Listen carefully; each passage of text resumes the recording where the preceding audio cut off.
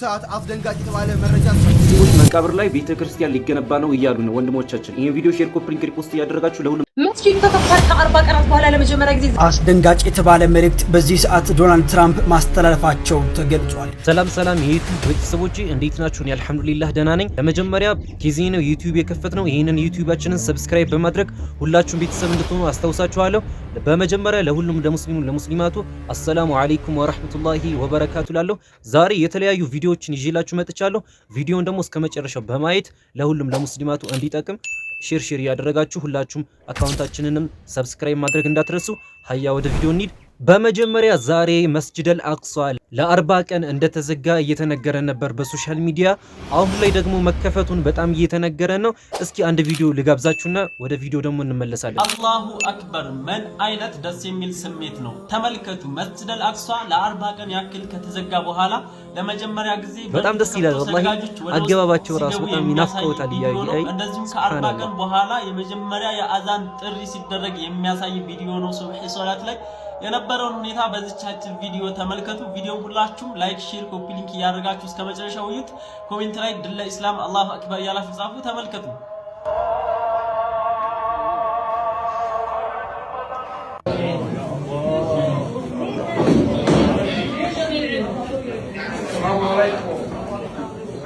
ይዣቸው የመጣሁትን ቪዲዮዎች አዳዲስ መረጃዎችን ላሳያችሁና ቀጣይ በመጨረሻ ቪዲዮ ላይ እንገናኛለን። እስከዛው ድረስ ሁላችሁም እንዳትጠፉ ሰብስክራይብ ማድረግ እንዳትረሱ። የተፈራው ነገር ሆነ። አስደንጋጭ ሰበር መረጃ ተሰምቷል። የሆርሙዝ ሰርጥ በድጋሚ መዘጋቱ እየተነገረ ይገኛል። በተጨማሪም ኢራን ከአሜሪካው የተኩስ አቁም ስምምነት ልትወጣ እንደምትችል እያስጠነቀቀች ትገኛለች። ኢራን እስራኤል በሊባኖስ ላይ የምታደርገውን ጥቃት የምትቀጥል ከሆነም ገና ከተደረሰ 24 ሰዓታት እንኳን ያልሞላውን የተኩስ አቁሙን ስምምነት ውድቅ እንደምታደርግ መዛቷን አልጀዚራ ዘግቧል። የሆርሙዝ መከፈትን ተከትሎ የተወሰኑ መርከቦች መንቀሳቀስ ጀምሮ የነበረ ቢሆንም ብሉምበርግ አሁን ባወጣው መረጃ እንደሚያሳየው ኢራን ሆርሙዝን በድጋሚ መልሳ ዘግታለች። እንደ ዘገባው ከሆነ ኢራን የሆርሙዝን ሰርጥ ድጋሚ የዘጋችው እስራኤል የተደረሰውን የተኩስ አቁም ስምምነት በመጣስ ሊባኖስን በመደብደቧ ነውም ተብሏል። ዓለም ሆርሙዝ ተከፍቷል የሚለውን ዜና አጣጥሞ ሳይጨርስ ሆርሙዝ ዳግም ተዘጋ የሚል ዜና መልሶ መስማቱ እጅግ ከባድም ነው። ኢራን ይህንን እርምጃ የምትወስደው እስራኤል ለስምምነቱ ተገዢ ካልሆነችና በሊባኖስ ላይ የምታደርገውን ጥቃት ካላቆመች እንደሆነም ተነግሯል። አዳዲስ መረጃዎችን እየተከታተልኩ የማደርሳችሁ ይሆናል።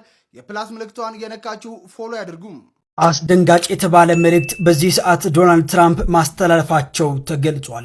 ስምምነቱ የማይፈጸም ከሆነ ማንም አይቶት የማያውቀው ጥቃት ይፈጸማል ሲሉ ዝተዋል። ኢራን ኒውክሌር ቦምብ አይኖራትም፣ የሆርሙዝ ሰርጥም ይከፈታል ሲሉ ተደምጧል።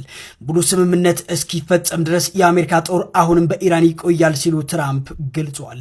ሁሉም መርከቦች፣ አውሮፕላኖችና እንዲሁም ደግሞ ወታደራዊ አባላት ባሉበት ይቆያሉ። በማንኛውም ምክንያት ስምምነቱ የሚቋረጥ ከሆነ ማንም አይቶት በማያውቀው ሁኔታ ተኩስ ይጀመራል፣ ያውም ከበፊቱ በበለጠ ሁኔታ በማለት ተናግረዋል። እናንተስ በዚህ ጉዳይ ምን ትላላችሁ? ሀሳባችሁን አጋሩ። ለተጨመረ ወቅታዊ አዳዲስ መረጃዎች የፕላስ ምልክቷን እየነካችሁ ፎሎ በማድረግ ቤተሰብ ሁኑ። ተመልከቱት። ይህንን ህፃን ልጅ ዛሬ እስራኤል በቤይሩት ባደረሰችው ጭፍጨፋ ላይ ከፍርስራሽ ውስጥ ተፈንቅሎ የተገኘ ህፃን ልጅ ነው። የአላህ ስራ ይገርማል። ግን እንደምታዩት ልጁ ሱብሃንአላህ አለ፣ ምንም በህይወት አለ፣ ሆስፒታል ይገኛል። ወላጆቹ ግን አልታወቁም። እስካሁን እየተፈለጉ ነው ያሉት፣ አልተገኙም። ያሳዝናል። የእስራኤል ግፍ ከዚህም በላይ የከፋ ሆኗል። ምን አይነት አስከፊ በደል ነው የምትፈጽመው እስራኤል? አላሁ ይንተቂም ሚንሃ። ቪዲዮን ሼር አድርጉት። ወቅታዊና ትኩስ መረጃዎችን እናደርሳችኋለን። ኢንሻአላህ ዱአ አድርጉ። አላህ ነስሩን ቅርብ ያድርገው። ወሰላሙ አለይኩም ወራህመቱላሂ ወበረካቱ። እጅግ ያሳዝናል። በዛሬው ዕለት ብቻ ከ250 በላይ ሰዎች መሞታቸውና ከ1000 በላይ ሰዎች ጉዳት እንደደረሰባቸውም ተገልጿል። እንግዲህ እነዚህ ህዝቦች እጅግ የሚያሳዝነው በጣም ተወዳጅ የሆኑት የቤይሩት ህዝቦች ናቸው። ጥሩ ህዝቦች እንደሆኑ እንግዲህ እኛ ኢትዮጵያውያንን ጭምር ማለት ነው እዛ ይገኛሉ፣ ብዙ ጊዜ ይመሰክሩላቸዋል። ታዲያ ዛሬ ቤይሩትን ጨምሮ በተለያዩ የሊባኖስ ከተሞች ማለት ነው እስራኤል ባካሄደችው ጥቃት የሟቾች ቁጥር ከ250 በላይ መድረሱና እንዲሁም ደግሞ በተጨማሪም ከ1000 በላይ ሰዎች ጉዳት እንደደረሰባቸውም ተገልጿል። ሙስሊሞች መቃብር ላይ ቤተክርስቲያን ሊገነባ ነው እያሉ ነው ወንድሞቻችን። ይሄን ቪዲዮ ሼር፣ ኮፒ ሊንክ፣ ሪፖስት እያደረጋችሁ ለሁሉም ሰው አድርሱ። ሙስሊም ከሆናችሁ ይሄን ቪዲዮ እንዳታሳልፉት። ሁላችንም አንድነታችንን ማሳየት አለብን። በትግራይ ክልል ተንቤን በሚባል ከተማ ሙስሊሞች ለብዙ ዓመታት የመቃብር ቦታ አድርገው የያዙትን ስፍራ ዛሬ ላይ ካፊሮች አስቀያሚና ጸያፍ የሚባልን ተግባር ሊሰሩበት ወስነዋል። እርሱም ቤተክርስቲያን ለመስራት መሰረተ ድንጋይን ጥለዋል። ነገር ግን እኔ ከአማራ ክልል በሆንም እንኳን ትግራይ የሚኖሩ ሙስሊም ወንድሞችና እህቶች እኛ በቦታ ከምስራቅ እስከ ምዕራብ ባለ ርቀት ውስጥ ብንሆንም እንኳ በመረዳዳት በመተጋገዝ አንድ ነን። ደስታቸው ደስታችን ነው፣ ሐዘናቸው ሐዘናችን ነው፣ ህመማቸው ህመማችን ነው። በእነርሱ ላይ የሚደርሰው በደል በእኛ ላይ እንደደረሰ ነው የምንቆጥረው።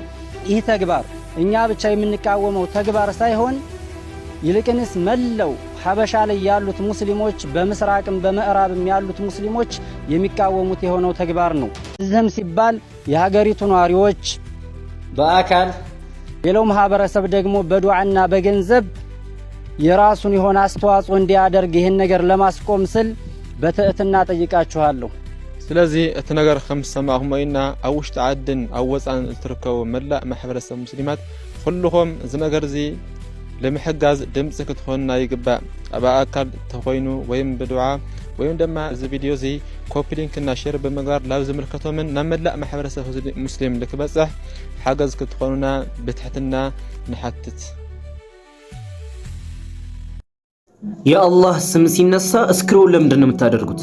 የነቢዩ ሙሐመድ አለይሂ ሰላቱ ወሰላም የእሳቸው ስም ሲነሳ እስክሮል ለምንድን ነው የምታደርጉት?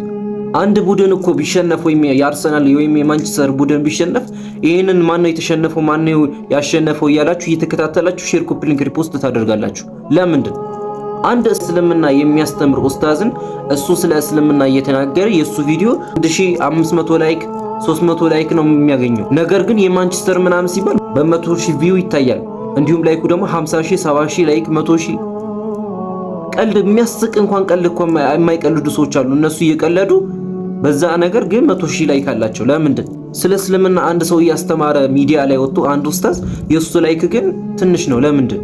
ነብዩ መሐመድ አለይሂ ሰላቱ ወሰላም እኮ እንዲህ ናቸው። የእሳቸውን ታሪክ እየነገረ ላይኩ ግን ትንሽ ነው። ለምንድን? ወላሂ ሁላችንም ልንጠነቀቅ ይገባል። ኡስታዞችን ሚዲያ ላይ የሚያስተምሩ ኡስታዞችን ልናበረታታቸው ይገባል። ግድ ነው። ሼር፣ ኮፒ ሊንክ፣ ሪፖስት እያደረግን ለኛ የሚጎል ምንም ነገር የለው። እነሱን ሼር፣ ኮፒ ሊንክ፣ ሪፖስት እያደረግን ብናበረታታቸው እነሱን ጠንክረው ለእስልምና ትልቅ ውለታ ይውሉልናል። እኛም ደግሞ እነሱን ስናግዛቸው በጣም ብዙ ዒልም ነው እንቀስማለን። እና በደንብ ሼር፣ ኮፒ ሊንክ፣ ሪፖስት እያደረጋችሁ የኛንም አካውንታችንን ፎሎ እያደረጋችሁ ሁላችሁም ተከታተሉ። ወሰላሙ አለይኩም ወራህመቱላሂ ወበረካቱ። መስጊዱ ተከፍቷል። ከ40 ቀናት በኋላ ለመጀመሪያ ጊዜ ዛሬ ጠዋት የፈጅር ሰላት መሰገዱ ጭምር የተነገረ የሚገኘው በእስራኤል መንግስት ተዘግቶ የነበረው በምስራቅ ኢየሩሳሌም አካባቢ የሚገኘው ትልቁ አላስቃ መስጊድም እንግዲህ በዛሬው ዕለት ኤፕሪል 9 ማለት ነው መከፈቱ በይፋ እየተነገረ ይገኛል። በሚከፈትበት ሰዓትም እንደምትመለከቱት ወደ 3000 የሚጠጉ ምዕመናን በቦታው ላይ በመገኘት የፈጅር ሰላት መስገዳቸው ጭምር ነው እየተነገረ የሚገኘው። እንደሚታወሰው የረመዳን ጾም መጠናቀቂያ ለረመዳን በዓል ማለት ነው በመስጊዱ ላይ ለመስገድ የሞከሩ የተለያዩ የእስልምና እምነት ተከታዮች እንዲሁም ደግሞ ፍልስጤማውያንን የእስራኤል መንግስት ማለት ነው በአስለቃሽ ጭሶች እንዲሁም ደግሞ መሳሪያ በመተኮስ መበተኑ ጭምር የሚታወስ ነገር ነው። በዛሬው ዕለት ግን የአላስቃ መስጊድ ተከፍቶ እንደምትመለከቱት በርካታ ምዕመናን ሄደው መስገዳቸው ጭምር መረጃዎች እየተዘዋወሩ ይገኛሉ። እንደ አልጀዚራ ዘገባ ከሆነም እንግዲህ ፍልስጤማውያንም በርከት ብለው በአካባቢው ላይ ሲሰግዱም ነበር ተብሏል። በዚህ ጉዳይ ላይ አዳዲስ መረጃዎችን የማገኝ ከሆነ በድጋሚ ይዤላችሁ እመጣለሁ። ፕላስ ምልክቷን መጫናችሁን አትርሱ። መልካም ቀን ይሁንላችሁ። መስጂድ አልአቅሳ መከፈቱ በጣም ደስ ይላል። ወላሂ የሙስሊሞች የመጀመሪያው ቂብላ ስለነበረ በጣም ደስ የሚለው። አሁን ላይ ደግሞ ሶላት እየተሰገደ ነው። ከጧት ሱብህ ጀምሮ ሶላት ሲሰገድ እንደነበረ መረጃዎች እያሳየን ነው። አላህ እንደው እስኪ በዙ ላይ ያበርታቸው። ምንም ነገር መጥፎ ነገር የሚባል ደግሞ እንዳይነካቸው። ዛሬ ያዝናቸው እነዚህ ቪዲዮዎች ነበሩ። ነገር ግን ከዚህ በኋላ ኢንሻአላህ አዳዲስ መረጃዎችን ወደ እናንተ እናጋራችኋለን። ቪዲዮዎችንን ለወዳጅ ዘመዶ ይህንን አካውንታችንን ሰብስክራይብ በማስደረግ ቤተሰብ እንድትሆኑ ለሁላችሁ ማስታወሳችኋለሁ። ሰብስክራይብ ማድረግ እንዳትረሱ፣ የደውል ምልክቷንም መንካታችሁን እንዳትረሱ። ወሰላሙ አለይኩም ወራህመቱላሂ ወበረካቱ።